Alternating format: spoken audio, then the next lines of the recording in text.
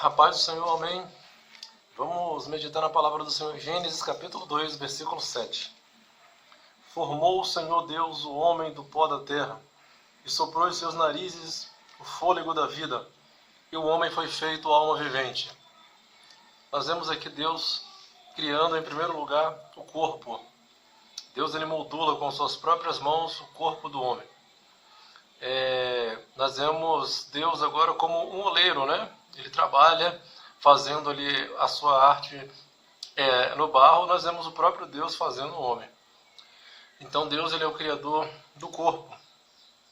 E a Bíblia vai dizer em Romanos capítulo 12: Rogo-vos, pois, irmãos, pela compaixão de Deus, que apresenteis vossos corpos em sacrifício vivo, santo e agradável a Deus, que é o vosso culto racional. Em 1 aos Coríntios, primeira carta de Paulo aos Coríntios, capítulo de número 6, versículo 18 e versículo 19, a Bíblia diz assim: todo aquele que comete pecado comete fora do corpo, mas aquele que fornica, ele peca contra o seu próprio corpo. O versículo 19 vai dizer: ou não sabeis vós que sois templos do Espírito Santo, e que Deus habita em vós? Isso não vem de vós, né? Então nós vemos aí que Paulo alertando a respeito do corpo, que é templo do Espírito Santo. E então nós vemos aí Deus também com todo esse cuidado aí com a formação do corpo. E a partir do momento que Deus ele faz o corpo, ele sopra nas narinas do homem o espírito, ou seja, o fôlego de vida. Então esse fôlego de vida traz ao homem o espírito. E esse espírito é o que conecta o homem a Deus. João capítulo 4, versículo 23, a Bíblia diz assim: importa que os verdadeiros adoradores adorem o Pai em espírito e em verdade. Não é no monte de Samaria, não é no monte de Jerusalém, não é na igreja A, na igreja B, na igreja X, na igreja Y que está a verdadeira adoração. A verdadeira adoração está dentro de você, em espírito e em verdade. Romanos capítulo 8 vai falar que não há nenhuma condenação para aqueles que andam segundo a carne, mas segundo o Espírito. Então, esse Espírito é o que nos conecta a Deus e nos faz andar com Deus e nos faz adorar ao Senhor. E esse fôlego, né, que vem de Deus, um dia ele vai voltar para Deus. Eclesiastes capítulo 12, versículo 7, a Bíblia vai dizer o seguinte: que do pó o homem veio e do pó o homem, e para o pó o homem vai voltar. O Espírito ele retorna a Deus. E quando Deus agora sopra o fôlego de vida ao homem, dando espírito ao homem, o homem se torna alma vivente. Agora o homem passa a ter raciocínio, o homem passa a ter sentimentos, o homem passa a planejar, o homem passa a sentir felicidade, passa a ficar triste, o homem começa a ter planos. Então tudo isso vem da onde? Tudo isso vem da alma. Então nós vamos observar que Deus ele cria corpo, logo após espírito, e depois o homem se torna alma vivente. Então tudo isso pertence a Deus. O apóstolo Paulo fala na sua primeira carta aos Tessalonicenses, no capítulo 5, no versículo 23, que o mesmo Deus de paz vos santifique em tudo, em vosso espírito, em vossa alma e no corpo, né, para que vocês sejam preservados e conservados para o dia do Senhor.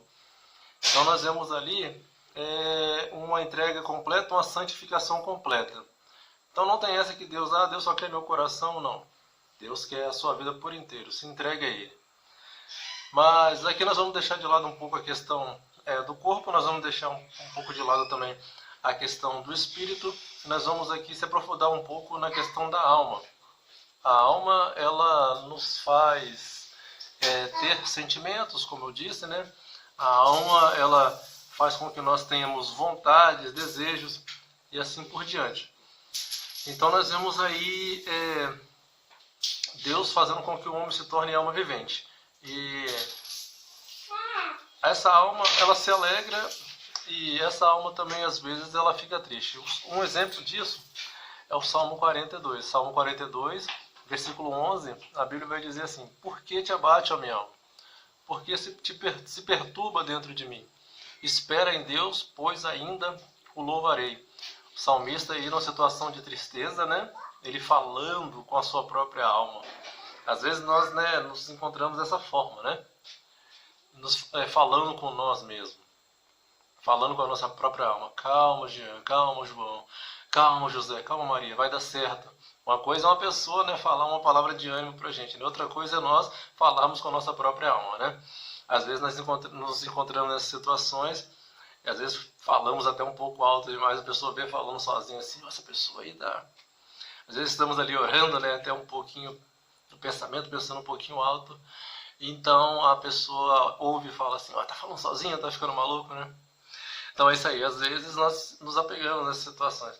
E essa situação do salmista era uma situação de tristeza. Se você pegar no contexto ali do salmo, você vai ver que ele está ali no meio do povo de Deus. Você vai ver que ele está ali no meio do povo que festeja, mas a sua alma ela está triste. Pode acontecer isso conosco, né? Às vezes nós estamos na casa de Deus, somos cristãos, aceitamos a Jesus, mas ainda existe tristeza em nosso coração. Ainda existe algo na nossa alma que precisa ser sarado. Ainda existe algo dentro de nós que precisa ser curado, que precisa ser resolvido. Então nós vamos meditar um pouco sobre isso. Talvez algo do passado, né? Algo que alguém te falou, que te feriu, alguma discussão com um familiar, alguma coisa que te deixou muito triste, muito magoado, isso não foi resolvido, você não liberou perdão, a pessoa está magoada com você está magoado com a pessoa, e fica aquela ferida aberta, aquela coisa mal resolvida. Talvez uma palavra que te falaram: você é um projeto falido, você não vai dar certo, você é um Zé Ninguém, e você acreditou nisso, trouxe isso para dentro do seu coração, e talvez realmente as coisas não andam, não fluem, e você fica aí nessa situação aí de tristeza, de angústia, pensando que Deus se esqueceu de você, que você não é ninguém realmente, que você não pode.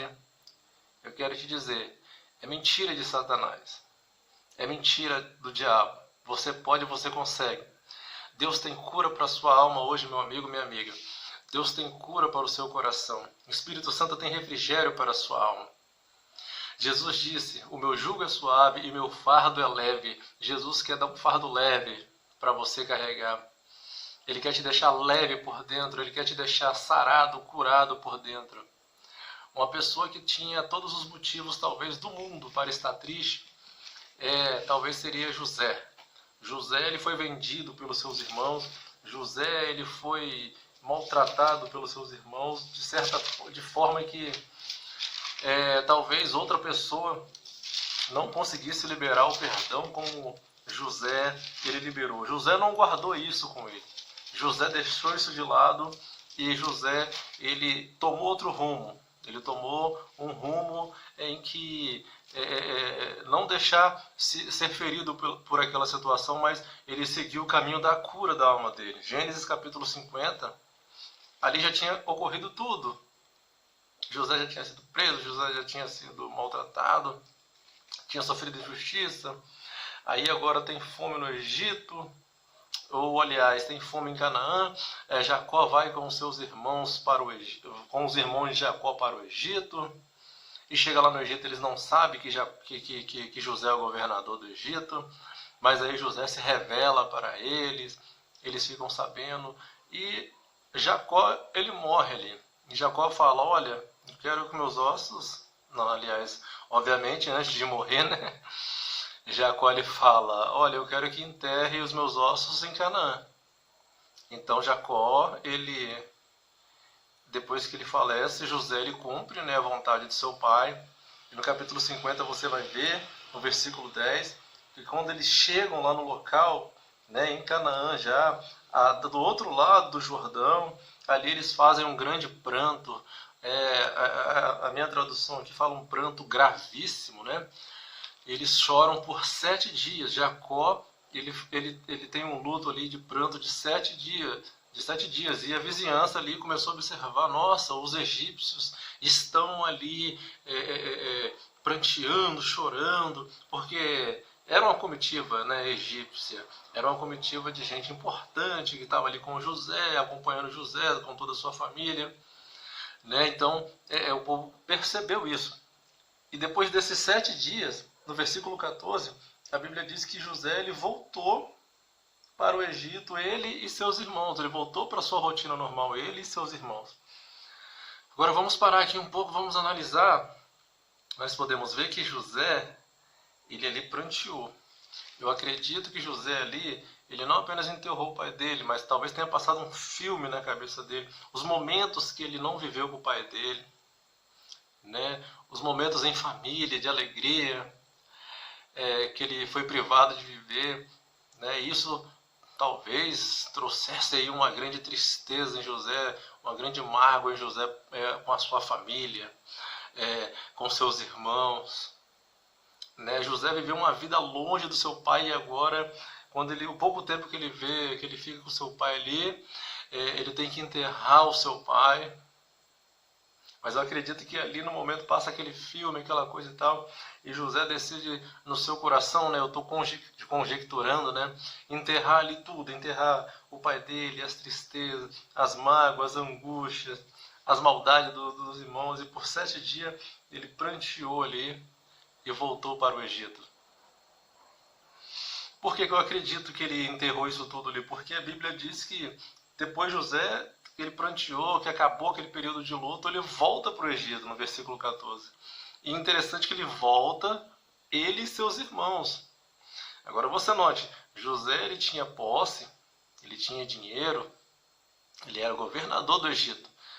Abaixo de Faraó ele estava, quem estava acima dele era só Faraó. Então José mandava e desmandava. E José poderia muito bem falar assim, eu vou te dar uma terrinha aqui, você fulano, você ciclano, eu perdoo vocês, vocês ficam por aí, mas José vai com eles. Interessante isso, né? Muito interessante. E agora os irmãos de José ficam preocupados. Agora o papai morreu e José vai querer se vingar da gente, e agora como é que vai ser? A consciência pesou, né? A consciência pesou. Mas alguém chega para José e fala, olha José, seu pai antes de morrer pediu para te falar uma coisa, versículo de número 16. É para você perdoar o irmão de os seus irmãos. Perdoa, José, os seus irmãos. Quando José ouve aquilo, ele chora, chora, chora, chora. Ele chora assim de maneira assim profunda. E José, a Bíblia diz que os irmãos dele prostraram-se diante dele, se humilhando. Ele falou assim, por acaso eu sou Deus? Por acaso eu estou no lugar de Deus? Eu não sou Deus.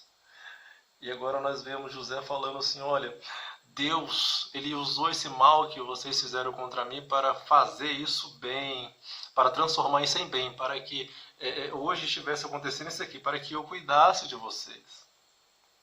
Olha que interessante, ele reconhece que o momento ali era Deus que tinha proporcionado, apesar de todo o sofrimento. Então, meu irmão, minha irmã, você que está vendo esse vídeo, essa palavra, talvez as coisas ruins que você passou na vida foram para te ensinar alguma coisa. Deus queria te mostrar alguma coisa, assim como mostrou na vida de José. Esquece as coisas ruins do passado. Transforma as coisas ruins do passado que passou. Converte isso em bênçãos para a sua vida. Substitui esse pensamento ruim, esse pensamento de mágoa, esse pensamento negativo, por um pensamento bom, por uma coisa boa. Filipenses capítulo 4, versículo 8, a Bíblia vai dizer assim, para você pensar em tudo aquilo que é louvável, tudo aquilo que é bom, tudo aquilo que é puro, tudo aquilo que tem virtude, tudo aquilo que é louvável, você pensar nisso. Selecione os seus pensamentos, troque esses pensamentos do passado, de tristeza, em pensamentos bons, em sentimentos bons. Para quê? Para que a sua alma seja de fato curada. Para que o seu coração seja de fato curado. José ele reconhece e fala, olha, todo esse mal que aconteceu foi para que hoje Deus fizesse esse bem que está fazendo aqui. E José adota toda a sua família, todos os filhos, todos os descendentes ali de seus irmãos. E José cuida deles.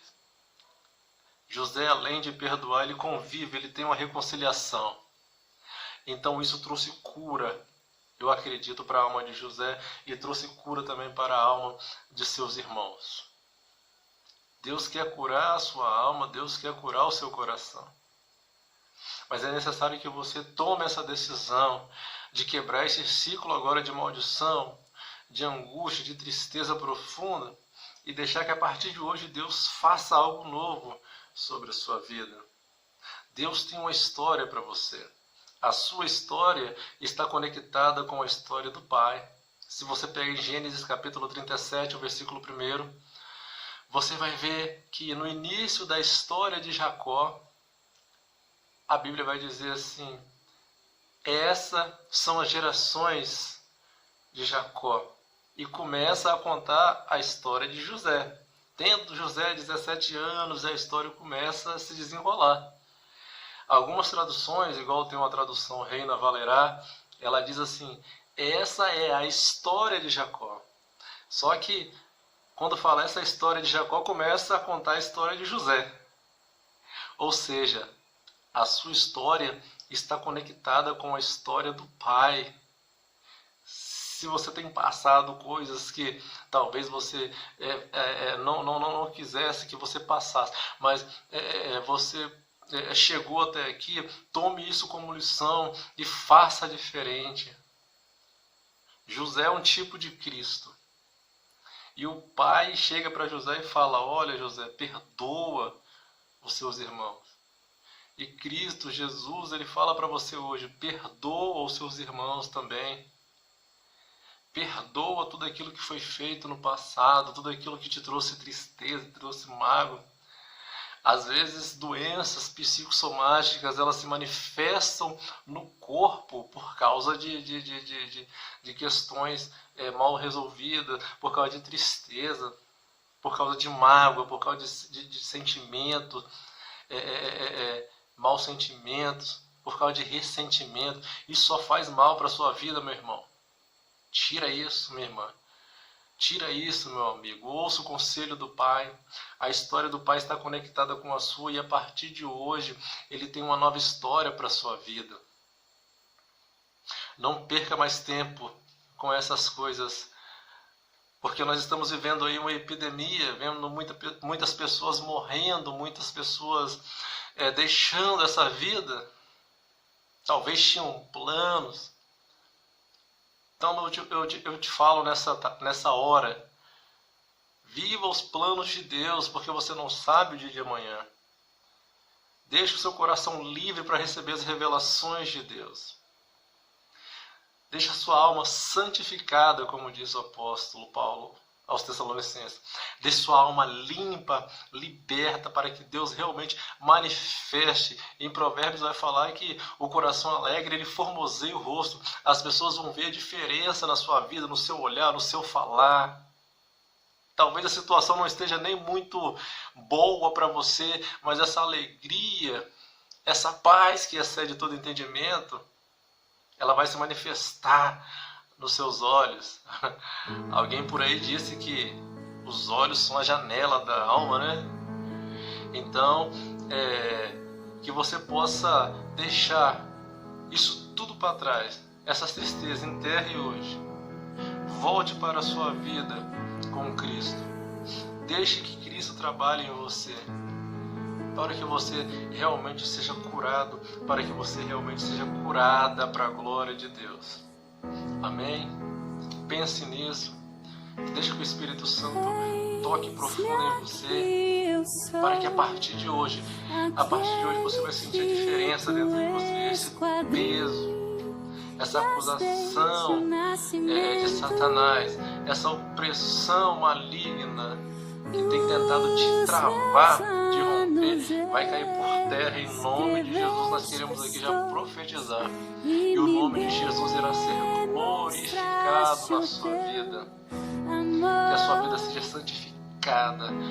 Deus quer pegar uma espuma ou talvez um isopor, algo, e passar uma borracha, passar, limpar e deixar branquinho, para que a partir de agora ele possa usar. Receba essa palavra em nome de Jesus. Seja uma bênção, seja uma bênção. quando Deus chamou Abraão, ele falou: "Sê tu uma bênção". A partir de hoje você não vai correr mais atrás de bênção, você não vai correr atrás mais de profeta, de profecia, porque você vai ser a própria bênção. Em nome de Jesus, receba isso e fique na paz do Senhor Jesus. Amém.